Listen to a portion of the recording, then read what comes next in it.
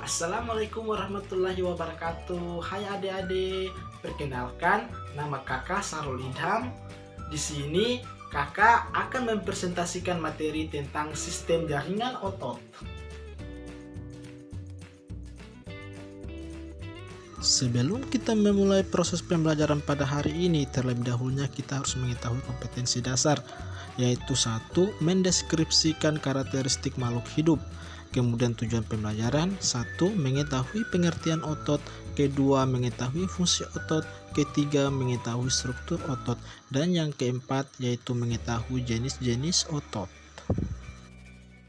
Sebelumnya ada yang sudah tahu tidak pengertian daripada jaringan otot?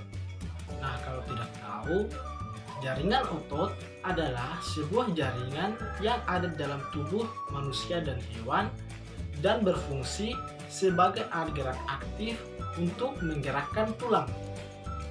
Kemudian ada 5 fungsi otot, yaitu yang pertama mekanik atau pergerakan, kedua membentuk postur, 3 proteksi, 4 sirkulasi darah atau nutrien, yang kelima yaitu memproduksi kalor.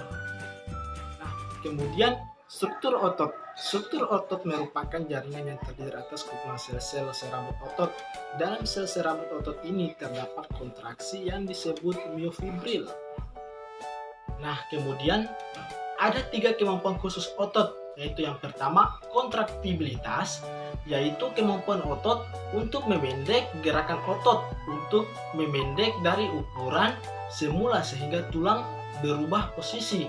Kemudian yang kedua yaitu ekstensibilitas, yaitu kemampuan otot untuk memanjang melebihi ukuran semula. Ketika otot memanjang, otot tersebut akan berrelaksasi. Kemudian yang ketiga yaitu elastisitas, adalah kemampuan otot untuk kembali ke bentuk dan kondisi semula setelah mengalami pemanjangan atau pemendekan. Otot dibagi menjadi 3, yaitu otot polos, otot lurik, dan otot jantung. Pertama adalah otot polos. Otot polos berada di dinding organ dalam seperti pembuluh darah, saluran pencernaan, saluran pernapasan, kandung kemih, hingga rahim, dan juga terdapat di mata. Yang kedua yaitu otot lurik. Otot lurik adalah otot yang menempel pada rangka tubuh dan digunakan untuk pergerakan.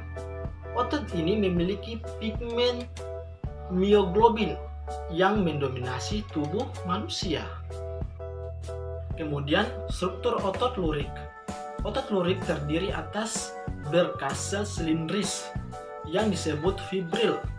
Setiap fibril tersusun miofibril, sedangkan miofibril itu sendiri tersusun atas protein aktin dan miosin. Nah, kemudian letak otot lurik yaitu pada bagian rangka yang menempel pada bagian rangka manusia. Sedangkan cara kerja yaitu dipengaruhi oleh saraf pusat sehingga disebut otot sadar yang bekerja secara sadar. Contohnya ketika kita mengangkat beban. Nah, kemudian yang ketiga yaitu otot jantung. Otot jantung adalah otot yang berada di jantung yang berfungsi memompa darah menuju ke jantung. Kemudian fungsi otot jantung. Fungsi otot jantung adalah menjaga jantung supaya terus memompa darah ke seluruh tubuh. Otot jantung berada di jantung dan bekerja tanpa dikendalikan secara sadar seperti otot polos. Contohnya, tanpa kita sadari darah terus mengalir dalam tubuh kita. Ada 2 sifat kerja otot, yaitu yang pertama antagonis, yang kemudian kedua yaitu sinergis. Yang pertama yaitu sifat antagonis. Sifat antagonis yaitu kerja otot yang kontraksinya berlawanan.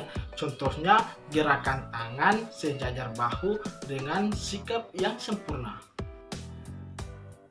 Nah, yang kedua yaitu sifat sinergis.